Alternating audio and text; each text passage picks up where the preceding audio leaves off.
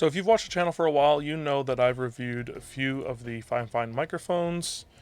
I call it Fifine because that's what they told me to call it. I know everybody calls it something different, but that's what I was advised to call it by their representative. And today we're actually going to be reviewing their most recent K688, which is actually a combination XLR USB microphone. Now, right off the bat, this microphone is quite a bit different than the other ones that I've reviewed. First of all, it's got XLR output, which is awesome. It's great because that's what I use as a daily microphone, is something with XLR. Second is that this one does not come as a full kit like a lot of the other ones do. It comes with a lot of the pieces. It comes with the shock mount, it comes with a built-in windscreen, but it does not come with an arm. So most of their previous ones always came with an arm. Luckily, I have those, so I can use those while testing this one, but keep that in mind that this one does not come as a full kit like the old ones did. Let's go ahead and start with just getting this thing unboxed. So, pretty simple box. We've got the microphone here. Got a pretty simple design, kind of looks a little bit like a Shure SM7B. It mentions better voice reproduction, USB-C connector, XLR connector. USB-C is pretty awesome. And not much else on here. It's got tap to mute, mic monitoring, which is great, natural voice reproduction. Inside we've got a microphone, an 8-foot USB-C to USB cable, that's pretty sweet. A male to female adapter so that you can mount it on an arm, and a user manual. So let's go ahead and get this thing open. There's not going to be much in here. And we've got our user manual. And we've got the microphone. Now, it's a little bit lighter than I would have expected, but it still feels quality. This is all metal. This is all metal as well. The ring on here is plastic, but it seems pretty good. Very similar in build quality to their previous ones. Their build quality has been pretty great. The windscreen does have a little bit of fluff on it. I wonder how easy it is to get that off, but it feels very, very nice. It's a very nice feeling windscreen. And how easy is this to get off? Oh, there you go. Comes off pretty easy as well. So that'd be very easy to clean. And then you have the element in there. Looks pretty good. Go ahead and put this back on. Fits pretty nice. It's a pretty sleek looking microphone, honestly. Very nice, not overly flashy. Nothing a little bit too much. There's that touch control for the mute, which is great. On the bottom, we have the XLR, we have the USB-C, we have a headphone output, we have a volume control for the headphone output, and we have a volume control for the gain of the microphone, which is pretty cool. We have that adapter for the mount. We have that very long USB-C cable, which is very nice to see. We've got nothing else. So now you know, if you do buy this and you're planning on using it as an XLR microphone, you're going to want to have to get an XLR cable. So we're going to run this microphone in a few tests against a few other microphones that I have. We're going to run it against my Podmic. I'm actually going to run it through the exact same XLR cable into the exact same input on my mixer so that the EQ is the same. And you can compare and see how those sound. We're going to compare it to the A6T, which was the last Fifine microphone that I reviewed. We're going to review it against a Blue Yeti, and we're also going to review it against a Razer Siren Mini, which is a much cheaper alternative, and we're going to see how that lines up with all of these microphones.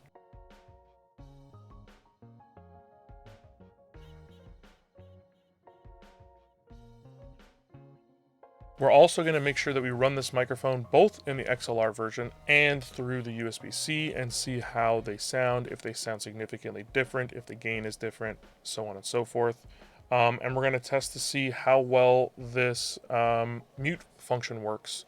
Also, a key thing to note that I just read in the manual, all of the functionality on the microphone, so the gain, the headphone monitoring, and the mute function are only usable when using it via USB-C. None of that stuff works when you use it via XLR, so just keep that in mind. A process cannot be understood by stopping it. Understanding must move with the flow of the process, must join it, and flow with it. A process cannot be understood by stopping it. Understanding must move with the flow of the process, must join it, and flow with it. A process cannot be understood by stopping it. Understanding must move with the flow of the process, must join it, and flow with it. A process cannot be understood by stopping it. Understanding must move with the flow of the process, must join it and flow with it. A process cannot be understood by stopping it. Understanding must move with the flow of the process, must join it and flow with it. A process cannot be understood by stopping it. Understanding must move with the flow of the process, must join it and flow with it. All right, well, while we've got it on here, we'll do a quick shock mount test, see how it works.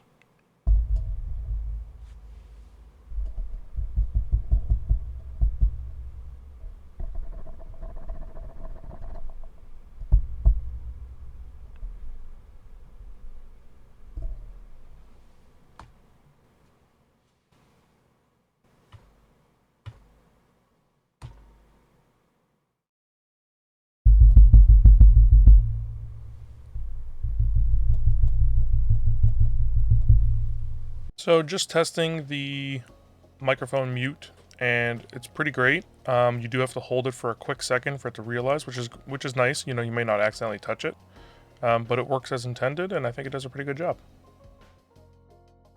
So based on those sound tests, the K688 actually sounds pretty good. It does sound pretty different than the Podmic when going through the XLR output, but actually when going through the USB-C output, it sounds pretty similar, and I'm sure that with the XLR output, I'd be able to get it the same if I tweaked around with the EQ on my mixer. Overall though, for its price, I think this is a fantastic microphone that gives you a lot of options. This is going to be a microphone that I think I will keep on hand and ready for if I'm ever going to be doing any kind of recording while traveling. The fact that it has the flexibility of being able to be used via USB is super nice. Obviously, I prefer going through XLR. I have my mixer set up, and I really prefer having all my audio go through my mixer, so that's why I've never really transitioned to a USB microphone. But having that flexibility of going XLR or USB, depending on my use case, is really nice, and to have all of that in a very lightweight but quality package that looks good, right? Because looking good on camera is an important thing, especially if you're going to be using this as a streaming or a video podcast microphone. I think it's great. It didn't have a lot of background noise, like the Blue Yeti has a lot of background noise, but it also has a different pickup pattern. But yeah, overall, I think for its price of usually $70 to $80, I think this is a great microphone for that price point. In comparison, the Podmic basically stays at $100 all the time. The Yeti is usually anywhere from $100 to $130, and the A6T, which is the other Fifine microphone, that one is significantly cheaper. It's usually $50 to $60. Now, I don't think that microphone's quality really matches up to the rest of these. It doesn't really have much of a bass. It doesn't really have much of a high. You kind of just sit right in the middle. But for its price point, it does a pretty good job, and being a full kit is really nice. But again, at this price point of $70 to $80, I think this gives you a really good flexible microphone that you can use for a lot of things.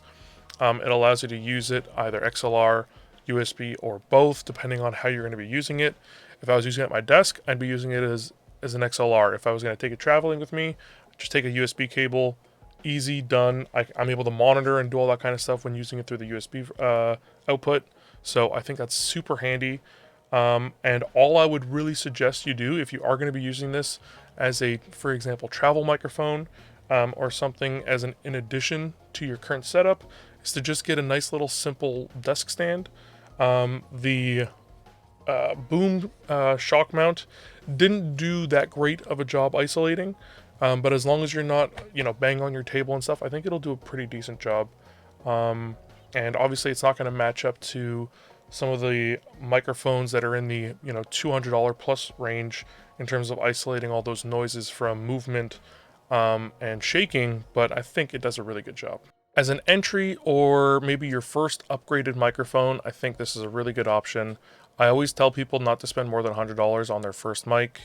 And if they're not going to be making money from their content or very much money, it's not really worth spending more than that anyways. That's one of the reasons I got the Podmic. It was right at the $100 mark. It does a really great job. And at the time, it was one of the best value XLR microphones that you could get that actually looked decent on camera. But I think this does a really good job as well, and for its price, you really can't beat it. As always, there's going to be an affiliate link down in the description below if you want to pick up this mic for yourself. Really hope that you found this video helpful. If you did, I'd appreciate it if you like, subscribe. If you have any questions, comments, or feedback, feel free to leave those down in the comment section below. Big thanks to my patron sponsors, Thought Slime and Step Back, and thank you for watching the end of this video. If you do want to see any of my other product reviews, you can go ahead and check out the playlist right up here. And as always, stay safe out there. I'll see you next Saturday.